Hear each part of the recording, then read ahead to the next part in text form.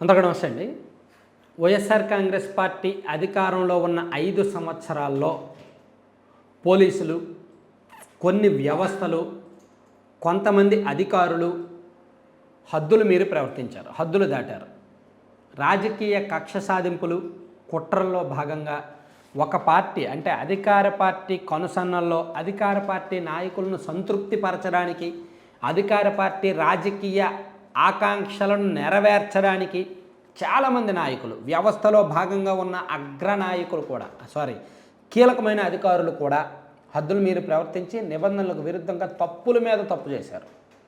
So వాళ్ళందరికీ కూడా ఇప్పుడు రిస్క్ టైం.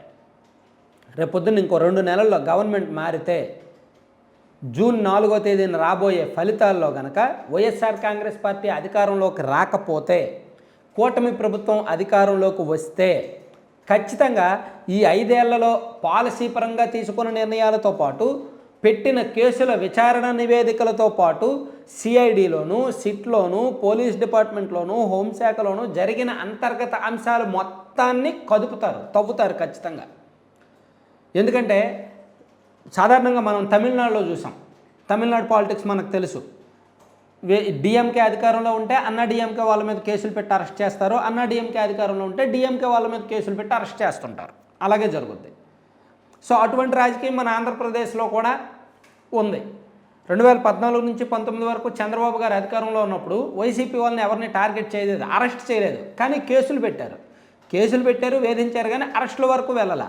సో వీళ్ళు 2019లో అధికారంలోకి వచ్చిన తర్వాత కేసులు పెట్టారు, వేధించారు, అరెస్టులు చేశారు, చిత్రహింసలు పెట్టారు, అన్నీ చేశారు. సో ఇప్పుడు నెక్స్ట్ వచ్చే ప్రభుత్వం ఒకవేళ గవర్నమెంట్ మారితే వాళ్ళు అంతకు మించే చేస్తారు, కానీ అంతకన్నా తగ్గించి చేయరు. ఆల్రెడీ రెడ్ బుక్ అని అదని ఇదని లోకేష్ గారు చెప్తున్నారు.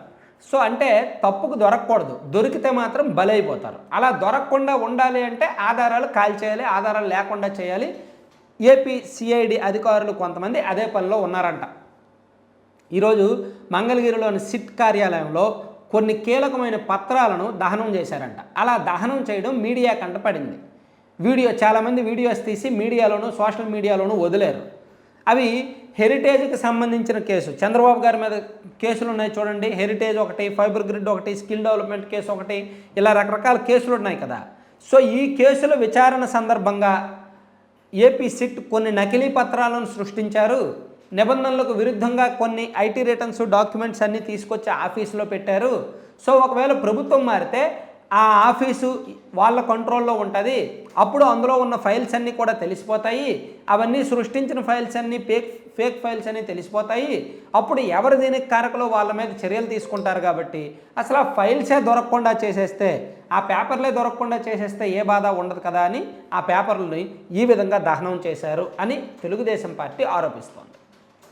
కానీ జరగడం అయితే వాస్తవం. ఒక ఫైల్స్, అసలు పత్రాలను దహనం చేయాల్సిన అవసరం ఏంటి?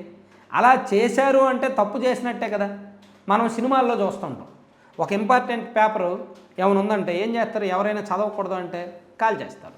సో సేమ్ సీన్ ఇక్కడ కూడా అంతే. ఒక ఇంపార్టెంట్ పేపర్స్ కొన్ని ఉన్నాయి, అవి ఫేక్ పేపర్స్. గవర్నమెంట్ మారితే ఎవరైనా ఎంక్వైరీ చేస్తే అవి ఫేక్ పేపర్స్ అని తెలిసిపోతాయి. ఫేక్ పేపర్స్ ఆధారంగానే ఫేక్ కేసులు పెట్టారు. సో గవర్నమెంట్ మారిన తర్వాత ఈ ఫేక్ కేసులు, ఫేక్ పేపర్లు అని కోర్టులో నిరూపితమైతే ఎవరైతే సృష్టించారో వాళ్ళందరికీ లీగల్గా ఇబ్బందులు వస్తాయి కాబట్టి, ఇరుక్కుంటారు కాబట్టి వాటిని దహనం చేశారంట. అది టీడీపీ ఆరోపణ. మరి అంటే ఇది అనుమానాస్పదమే, ఖచ్చితంగా అనుమానించాల్సిన వ్యవహారమే. అంత తేలిగ్గా వదిలేయాల్సిన వ్యవహారం కూడా కాదు. ఎందుకు దహనం చేశారు? అసలు ప్రభుత్వ కార్యాలయంలో ఇలా దొంగచాటుగా దహనం చేయాల్సిన పత్రాలు ఉంటాయా? ఎక్కడైనా ఉంటాయా?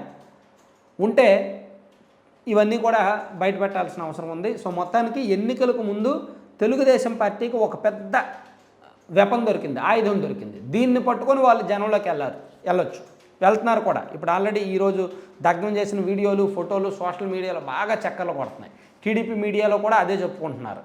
టీడీపీ వాళ్ళ మీద పెట్టిన కేసులు, ఆ కేసులకు సంబంధించి అక్రమ ఫైల్స్, అవన్నీ అక్రమ ఫైల్స్ కాబట్టి దొరికిపోతామని భయంతో దహనం చేశారని చెప్పుకుంటున్నారు. Thank you.